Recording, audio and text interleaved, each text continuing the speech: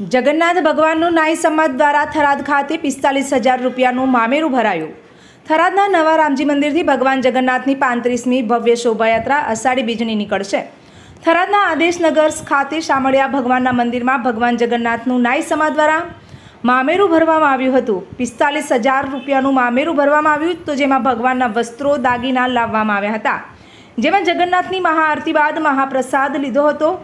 આદેશનગરથી ભગવાન જગન્નાથ ભાઈ બળદેવ બહેન સુભદ્રાને વાજતે ગાજતે મામાના ઘરેથી ભગવાન જગન્નાથ ભાઈબંધ અને રામજી મંદિરે લાવવામાં આવ્યા હતા. જેમાં શ્રી રામ સેવા સમિતિના પ્રમુખ જગદીશસિંહ પરમાર તેમજ સમિતિના સભ્યો સહિત આગેવાનો દ્વારા ભગવાનને મોસાળથી પરત ઘરે મંદિરે લાવવામાં આવ્યા હતા. મામેરાનું એક ઉચ્ચ માનવ તરીકે આપણે બધા કાદા ઘેલા શબ્દોમાં આપણને આવડે છે એ રીતે ભાવપૂર્વક પ્રેમપૂર્વક આપણી પરંપરાઓપૂર્વક ભગવાનને પણ એમ કહીએ કે ભગવાન તમારું અમે માનવું કરીએ. વિશ્વનું કલ્યાણ કરવાવાળું સૃષ્ટિનું કલ્યાણ કરવાવાળું ભગવાન છે. તો એમને આપણે કેટલા ભાવપૂર્વક આપણે પૂજન કરીએ છીએ. ભગવાન અમે શું કરી શકીએ, પરંતુ અમે અમારો ભાવ તારા ચરણોમાં મૂકીએ છીએ. તો ભાવપૂર્વક કામ કરવાની જે આપણી પરંપરા છે. ભગવાન જગન્નાથ સમગ્ર આપણા વિસ્તારનું સમગ્ર રાજ્યનું સદૈવ કલ્યાણ કરે. અને ભગવાનને ત્યાં આવે ને તો બધા એક થતા હોય છે. અહીંયા જુઓ ને, બધા એક થઈને બેઠા છે. સામસામે ચૂંટણીઓ લડેલા હોય, સામસામે સરપંચો લડેલા હોય, વિધાનસભા લડેલા હોય, કેટલા પક્ષોમાં અલગ અલગ પાર્ટીઓમાં પણ ભગવાન પાસે આવે એટલે બધા એક.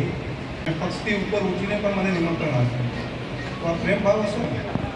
ભગવાનના કામ માટે કરીને અહીંયા સમાગમ જે આગેવાનો બધે તમે કીધું કે આ તો ભગવાનના ચરણોમાં આવે તો ત્યાં બધા એક થાય, બધા એક થાય.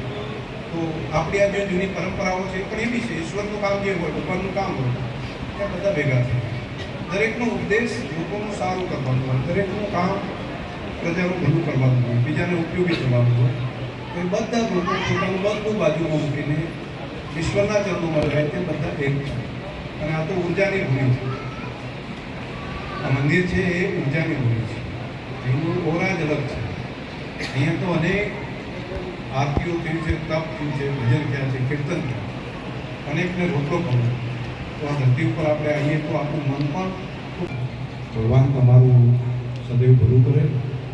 તમે ઘણા વર્ષોથી ઘણા બધાની સેવા પણ કરી છે. દરેકના સુખ દુઃખમાં સાથે રહ્યા છો.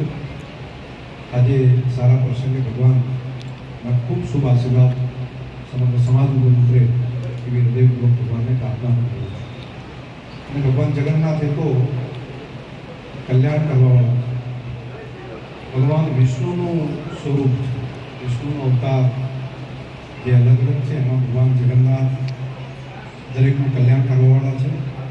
શાંતાકારમ ભુજગશયનમ પદ્મનાભમ સુરેશમ વિશ્વાધારમ ગગનસદૃશમ મેઘવર્ણમ સુવર્ણમ લક્ષ્મીકાંતમ કમલનયનમ યોગ વિદ્યાનગમ્યમ વંદે વિષ્ણુ ભવભયહરમ સર્વલોકૈકનાથમ સર્વલોકૈકનાથ.